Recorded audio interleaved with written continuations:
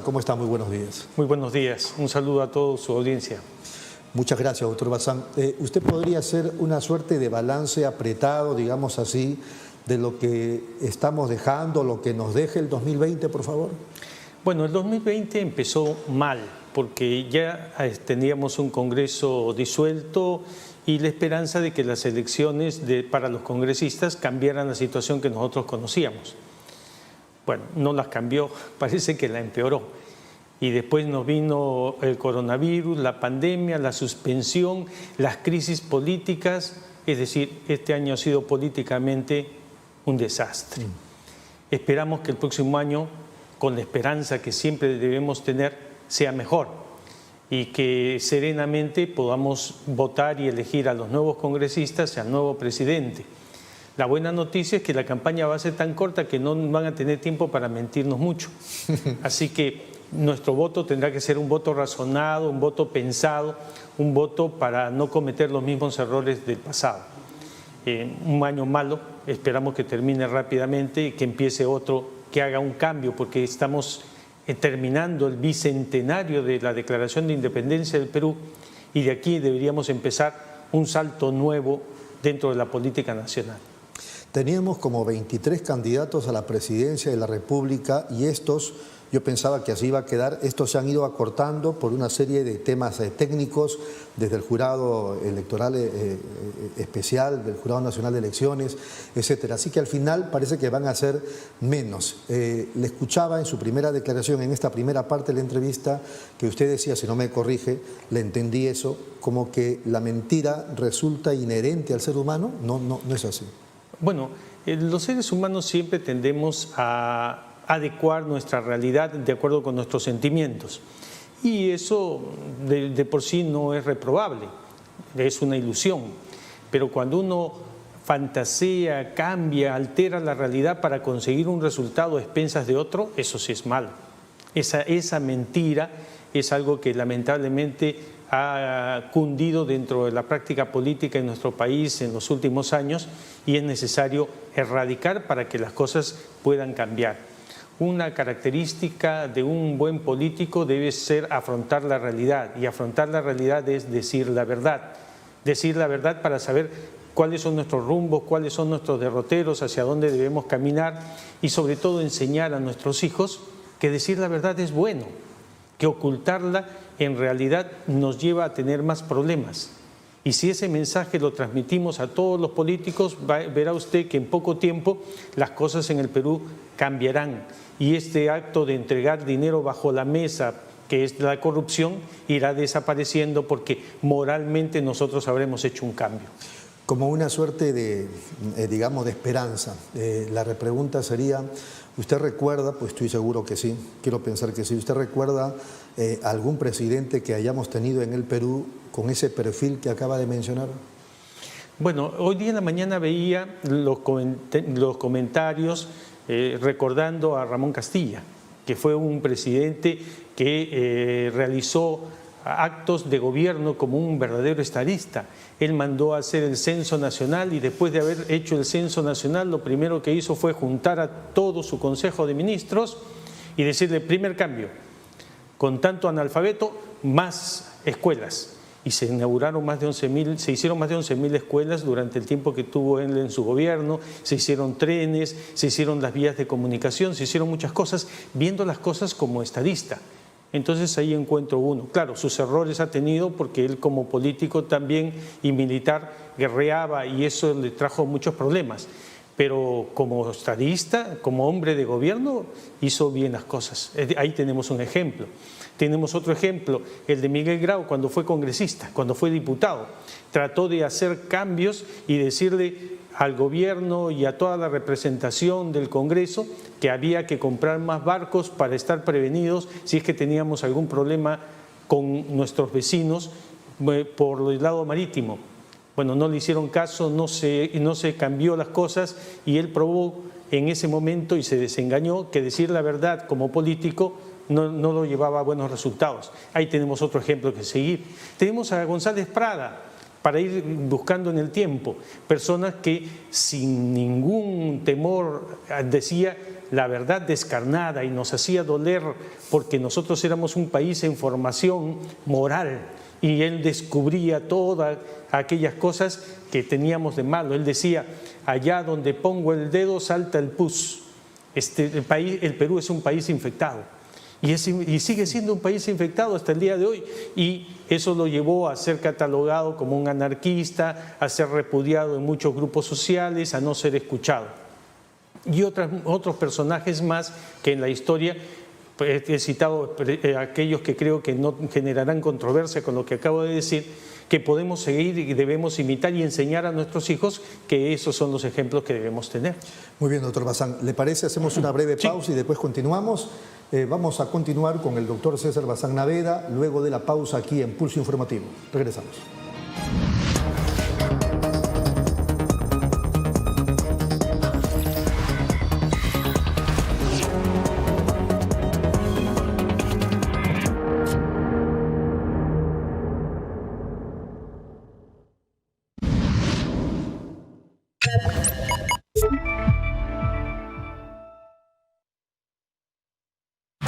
Conoce el Perú con Demi Hoteles. Viaja y disfruta de sus mágicos paisajes y deleítate con sus comidas típicas. 8 hoteles, 2 centros recreacionales y un centro vacacional. Comienza tu experiencia de viaje con nosotros. Encuéntranos en nuestra página web demioteles.pe o en Facebook como Demi Hoteles Perú. Demi Hoteles, más cerca de lo que imaginas.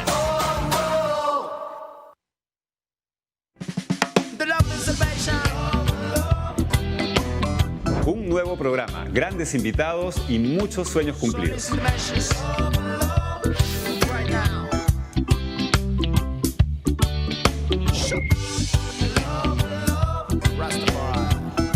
Estamos preparando algo espectacular para toda la familia. Soy Jean Paul y nos vemos muy pronto por UCI, un canal inteligente.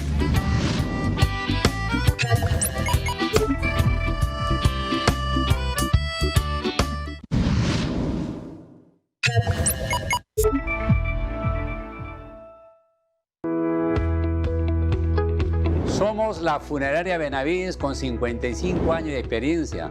Tenemos el personal capacitado para acompañar a la familia en un momento de dolor. Y ahora contamos con un plan accesible. Con 30 soles mensual aseguramos a 7 personas sin límite de edad.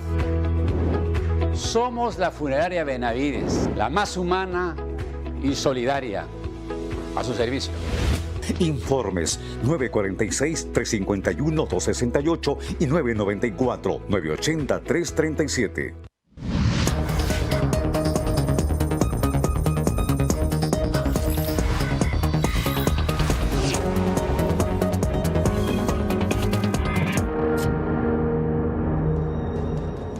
Muy bien, seguimos aquí en UCI, un canal inteligente, este es Pulso Informativo. Estamos conversando con el doctor César Bazán Naveda, un poco haciendo el balance de lo que significó el 2020 y qué nos depara el 2021. Ahora, la responsabilidad respecto de la población es elegir bien el 11 de abril, ya no como antes, sino ya más maduros, siendo serios y asumiendo además que quien nos gobierne casi va a empezar de cero a partir del contexto que vivimos. Sí, claro. Lo que tenemos que acostumbrarnos, y ya hemos tenido práctica por lo menos en estas elecciones para congresistas, es a votar bien, porque nosotros somos a los que ponemos al presidente, a los congresistas, y no nos podemos estar quejando después por haber elegido mal. Entonces tenemos que aprender a hacerlo, y una de las características principales es que nosotros elijamos gente honesta en el cargo. No aquella gente que ya nos ha mentido, sabemos que miente y que ve la política no como un servicio público, sino como un negocio. Esas personas nos van a seguir trayendo problemas. Si ya hemos madurado como pueblo y hemos encontrado que esas son las alternativas, entonces, como dije hace un momento, ya empezamos con el cambio, ya empezamos a hacer las cosas mejor. Y ese control también debe representarse permanentemente opinando sobre lo que el Congreso hace, sobre lo que el presidente de la República dice, apoyando, por supuesto, porque finalmente todos somos el gobierno, el Congreso de la República, tanto los que ganaron como los que no ganaron, todos somos parte del gobierno y todos tenemos la misma suerte que vamos a seguir porque somos el mismo país. Pero ¿hay gente honesta en el partidor de cara a las elecciones presidenciales y de cara al nuevo Congreso? ¿Hay gente honesta? Ese es el gran problema, ese es el gran problema. No sé cómo harán ustedes, pero yo voy a hacer lo siguiente, tendré mi lista y empezaré por elegir. Por este no voto, por este no voto, por este no voto, por este no voto, me voy a quedar sin ninguno. Como deshojando margaritas. Como ¿no? Deshojando margaritas, y después haré un repaso nuevamente para ver por quién no voto y por lo menos buscaremos el más honesto, como digo. O el menos malo. Claro, lo que pasa es que el menos malo a veces también es deshonesto. Y entonces la honestidad debe ser un tema fundamental. Ahora, tampoco pretendamos buscar paridos por las hadas, porque eso no existe, doctor. De ninguna manera, pero no quiero citar algunos nombres, pero hay algunos que están ahí que nosotros tendríamos que tener vocación suicida para volverlos a elegir, ¿no? El presidente Ollanta Humala se está volviendo a presentar. ¿Usted cree que en su sano juicio una persona podría elegir otra vez a un gobernante que nos ha dejado esa muestra de corrupción y de mal gobierno? Tendríamos que estar locos. Y si estamos locos, entonces no nos quejemos después, pues, ¿no? O sea, hay que ser responsable de los actos que uno hace. Entonces, empecemos a pensar. Como dije hace un momento también, la buena noticia es que ya no tienen más que 3 meses para empezar a fabricar lo que pueden ser sus ofertas de gobierno. Y además en unas campañas atípicas que van a hacer ahora. Totalmente atípicas, porque no hay forma de que puedan recorrer todo el país y hacer los grandes mítines que antes se hacían, y tampoco va a ser una elección de los grandes oradores, porque había oradores que cautivaban a las multitudes. Uno llegaba pensando, a este no lo voy a escuchar, y después terminaban aplaudiéndolo porque los convencía, ¿no? Estos ahora grandes solo oradores. por Zoom. Sí, por Zoom. Y en el Zoom lo bueno es que también uno se conecta y se desconecta tan rápido como quiere. Si ya no lo quiere escuchar, no lo escucha y punto. Pero entonces estudiemos bien la propuesta, estudiemos bien a los candidatos con sus antecedentes y escojamos al que sea más honrado. Insisto yo siempre en eso, más que decir al menos malo, al más honrado. Porque en los últimos años hemos votado por el menos malo. En la elección entre Kuczynski y la señora Fujimori, votamos por Kuczynski por menos malo. En la elección de Fujimori con Ollanta, votamos por Ollanta por menos malo. En la elección de Ollanta con Alan García, votamos por Alan García por menos malo. Y así hemos venido eligiendo el menos malo y nos ha ido mal. Entonces ahora escojamos al más honrado, o por lo menos al menos deshonesto, si queremos ponerlos en esos otros términos. Justo le iba a preguntar, ¿habrá gente honesta entre los candidatos en el partidor? Estoy verdaderamente preocupado porque no encuentro ninguno con las características que acabo de decir. Entonces habrá que empezar a buscar cuál se acerca más. Hay que ser muy riguroso. Sí, ¿no? sí, porque si no tenemos un candidato ideal, que no lo hay, definitivamente no lo hay, entonces ahora hay que buscar quién se acerca más al prospecto deseado. ¿Usted está en la idea de que se trabaje el próximo año, ya no falta nada, a lo largo, digo el próximo año, en algún momento del próximo año, una nueva constitución, por lo menos se evalúe, etcétera, o lo que hay que hacer es, si se tuviera que hacer, modificaciones, cambios en la actual? Bueno, las dos cosas. En realidad debemos empezar a pensar qué cambios debemos hacer en la Constitución, para de ahí, si encontramos que hay bastantes cambios que tengamos que hacer, hagamos una nueva Constitución, si la tenemos que hacer. Pero no nos tomemos la píldora de decir que cambiemos la Constitución y por cambiar la Constitución, santo remedio, se acabaron todos los problemas y empezamos de nuevo. Este no es más que un problema de seres humanos, de hombres. Nosotros podemos poner la mejor ley, aprobar la mejor ley, pero si no hay gente honesta para aplicarla, entonces será una mala ley, una mala constitución. Puede ser una mala constitución en buenas manos, en manos de gente honesta, y dará buenos resultados. Recordaba hace un tiempo atrás que el doctor Domingo García Rada, también recordando a sus profesores antiguos, tratándose de los jueces, decía, para ser juez se requiere un requisito, ser una persona honesta. Y si sabe de derecho, mejor. Es decir, una persona que no la compren y además si sabe derecho, mejor todavía, porque ya un hombre honesto va a actuar de acuerdo con su criterio, con la razón. Y en este caso y en todos los casos siempre debemos ver ese que es un concepto no medible objetivamente, sino medible subjetivamente, la apreciación que nosotros tengamos de si es una persona honesta o no es una persona honesta. Esto mismo se traslada hace 200 años cuando se hablaba de la Junta de Notables, las personas que son grandes referentes de opinión dentro de los ciudadanos y que por lo tanto había que reunirlos para poderlos escuchar y según eso poder gobernar. Son conceptos que siempre se mantienen. ¿Qué le parece esta decisión del Senado argentino, digamos, de dar paso a la legalización del aborto? Bueno, en los primeros 14 meses, me parece. Sí, esa es una discusión... Semanas, perdón, semanas. Sí, esa es una discusión eterna en la discusión sobre la vida y la muerte, porque ahí lo que estamos decidiendo es la muerte de un ser humano. Entonces, esa es la controversia. Sí, esa es una gran controversia. Porque otro dice, no, pero es el cuerpo de la mujer, ella la que decide por su cuerpo. Sí, lo que pasa es que están metidas las dos cosas. Claro, si bien es cierto, ¿no? es parte del cuerpo de la mujer, pero también es una vida propia.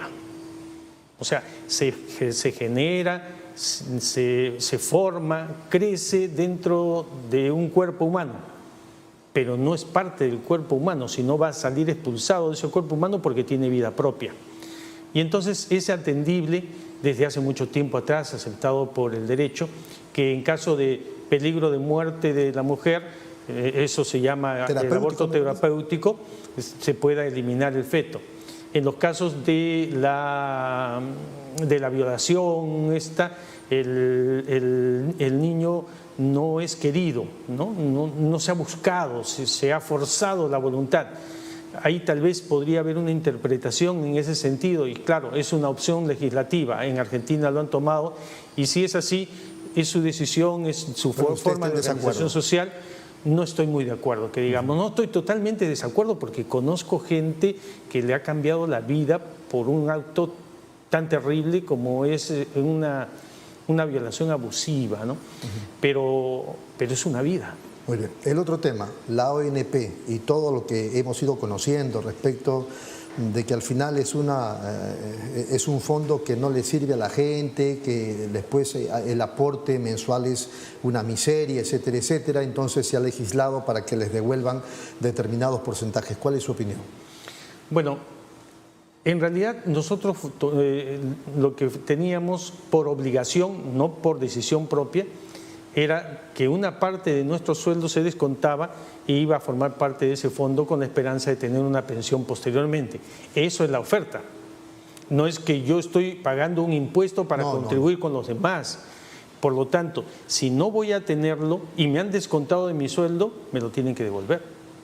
El razonamiento ahí es muy sencillo. Nadie se puede quedar con el dinero ajeno. El argumento legal, el argumento financiero decía, pero eso ya no es tu dinero porque ha pasado a ser parte del fondo. Sí, pues, pero es igual, siempre va a ser mi dinero. ¿Por qué? Porque a la hora que me jubilaba, ¿qué verificaban? Si había pagado o no había pagado. Y si he pagado, entonces tenía derecho. Eso me da un derecho. Y si no me da ese derecho, entonces ¿por qué lo retienes? Me lo tienes que devolver. Entonces, es lógico que se tenga que devolver en estos casos. Ahora, el sistema pensionario no ha funcionado tan bien como se ha querido y lamentablemente nos ha llevado a estos extremos de que era inútil. ¿Por qué? Porque el gobierno durante mucho tiempo, no hablo de este gobierno, sino de muchos anteriores, tomaban el dinero del fondo de pensiones como si fuera parte de los ahorros del Estado. Y ese dinero que debería haber sido para engrosar las arcas de ese fondo y ese fondo pagar una mejor pensión a aquellos que son los jubilados, no se podía usar simplemente porque no estaba disponible, ya se lo habían llevado. Como pasaba con los aportes del FONAVI. Claro, como pasaba con los... ¿Prostituyeron el tema también? Sí, mire, a mí me han descontado durante años por el FONAVI sin la esperanza de tener una casa, porque gracias a Dios ya había comprado una. Entonces no me tocaba nunca, ni me iba a tocar nunca la posibilidad de que me presten dinero o utilicen mi dinero para una nueva casa. ¿Por qué? Porque ya la tenía. Entonces me estaban confiscando parte de mi dinero, ¿no? Y es más o menos el mismo concepto que hay ahí. Muy bien, para concluir, doctor César Bazán Naveda, una reflexión al culminar ya el año 2020. Bien, que este año que ha sido tan duro, tan fuerte y que ha provocado muchos lutos, nos sirva a todos nosotros como una señal de lo que debemos hacer bien de aquí en adelante, de los errores que no debemos repetir para atrás. En el lado nacional debemos actuar de manera disciplinada como pueblo. Tenemos que aprender a ser mucho más disciplinados, mucho más ordenados, mucho más previsores, porque la vida se va muy rápido si es que no tomamos las precauciones del caso. Entonces hay que aprender a ahorrar, hay que aprender a hacer caso, hay que ordenar nuestra vida para que vayamos gozando de las etapas que nos corresponden. Y en materia política, como dije, aprendamos que la honestidad en este y en todos los campos del gobierno, porque estamos hablando de Congreso, del Poder Ejecutivo en todos sus niveles, del Ejército, de la Policía, en todos los niveles, que la honestidad debe ser la característica siempre de un pueblo próspero. Si yo puedo confiar en usted y usted puede confiar en mí porque nosotros actuamos correctamente, tendremos una sociedad en la cual, apoyándonos mutuamente, seremos mejores. Muy bien. Doctor, ha sido muy amable, muchas gracias y feliz año.